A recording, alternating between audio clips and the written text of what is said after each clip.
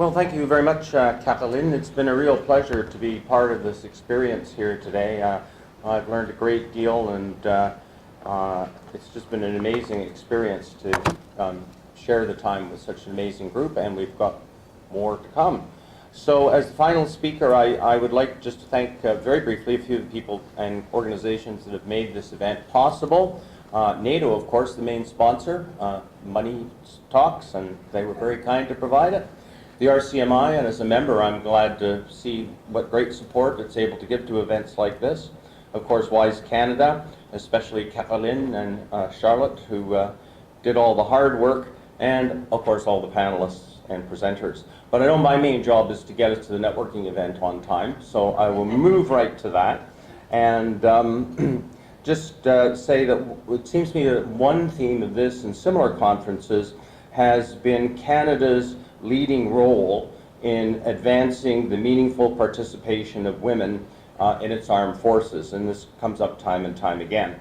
So since I'm a historian, I thought it would be appropriate to begin my remarks with the origins of Canada's efforts to advance women in its military.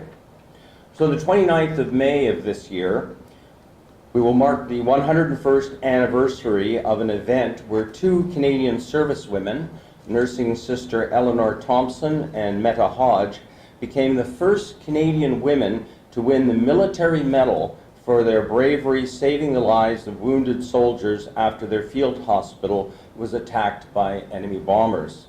Their gallantry is depicted in a 2-minute CBC Canada Story of Us video and in a Heritage Minute video. And for those of you that multitask, like Charlotte and some of my other students, go ahead and watch them while I'm talking. I won't be offended.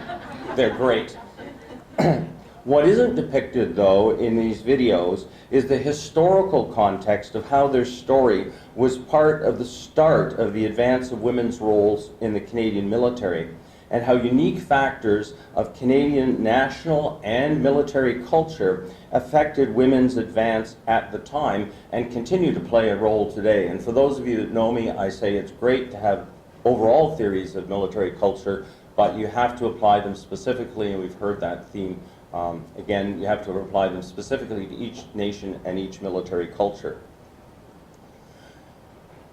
As my colleague Sonia Dussault will tell you, based on her PhD dissertation research, women have always participated in various ways in armed conflict in what is now Canada, from before the arrival of Europeans to the modern era. However, the first time women had a formal role with military forces under Canadian control was as volunteer nurses serving with the government forces during the Northwest Rebellion in 1885. Their volunteer status changed in 1904 when professional nurses were commissioned into the newly created Canadian Army Medical Corps as Lieutenant Nursing Sister, or higher rank if they were promoted, becoming the first women in the British Empire to receive military rank, especially military officer rank. Now, Eleanor Thompson, who I mentioned earlier, her story is an illustration of how Canada's approach to female military service was different than most other countries at the time. Thompson's service records, and I have a copy with them if you would like to have a look at them later, indicate that her occupation was professional nurse, because in Canada at that time, unlike some other countries, qualified nurses, by virtue of their training, education, and practice, were deemed to be medical professionals and therefore eligible for commissioned rank. And I think we saw a parallel to that today in the comments of Lieutenant Colonel McLean in the importance of professionalism in the performance of Canadian servicewomen today. Another reason given at the time for commissioning nurses was the belief that they should have the legal authority by virtue of their commissions to give orders to their mostly male non-commissioned patients. No doubt an outrageous concept to some at the time, and apparently to some not so long ago, according to Commodore Patterson. So some ideas change very slowly, it seems. Besides her award for gallantry, another one of Eleanor Thompson's firsts, but a much more tragic one, was her discharge from the military for what was often called shell shock at the time. Her medical records attribute her illness to, quote, service conditions, bomb explosion, unquote. So this happened during the raid. Consequently, she joined the thousands of other Canadian veterans eligible for a military pension for shell shock after the war. And volunteers were not, but members of the military force were. So that's another first. So began the participation and advancement of women in the Canadian military with both bravery and tragedy.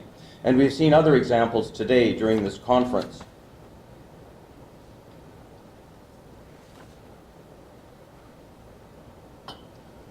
For example, in the first panel, we heard about the progress of women in leadership positions in professional military education and education in Canada. We heard about the introduction of gender advisor roles in deployed NATO operations. And we heard about enabling female leadership in the health services. However, for these advances to remain as the basis for further progress, comprehensive culture change is necessary, and this is a phrase that's used quite a bit in Canada today, and I think it's an important one, comprehensive culture change. It has to support these changes, because as we've heard from the second panel, pushback is still with us today. And as another panelist said, I hope I wrote that down right, that culture will eat change for breakfast any day, and it's true. It's in the workings of the culture that we find the basis for advances and the basis for pushback.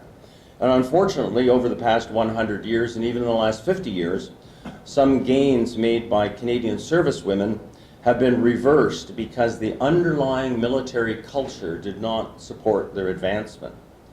Recent reports by the Canadian Armed Forces and the Auditor General have acknowledged that despite its recent efforts, the Canadian Forces has not been able to effect the comprehensive culture change required to deal with sexual misconduct in the CF for a number of different reasons. Whatever the reasons, whether based on prejudice or systemic military processes, the best way to ensure that progress is maintained and advances are not reversed is for external groups to monitor and publicize whether or not militaries are meeting their goals in this area. And this is a theme that people are sometimes getting tired about hearing me go on about, but nothing gets a government's or a service's attention like adverse publicity. And this reality underscores the importance of conferences like this one and the valuable role that NATO plays in providing transparency and hopefully in the future more measurement of goals and analysis of these goals on how well members are meeting their goals of increasing women's visibility in policy debates and expanding gender mainstreaming efforts in international security. So other groups, such as Women in International Security, Servicewomen Salutes, and the Defense and Security Studies community also contribute in complementary ways to the dissemination of information, and also I think those of us in that community can contribute a lot by measuring and giving our analysis of these events, both the good things that are happening and the things that need improvement. So let me just conclude to say that those of you involved with these groups and organizations play a vital role in advancing the efforts of women in these areas. But if you're here and you're not part of one of them, I encourage you to get involved and become part of the movement to advance women, peace, and security. Thank you.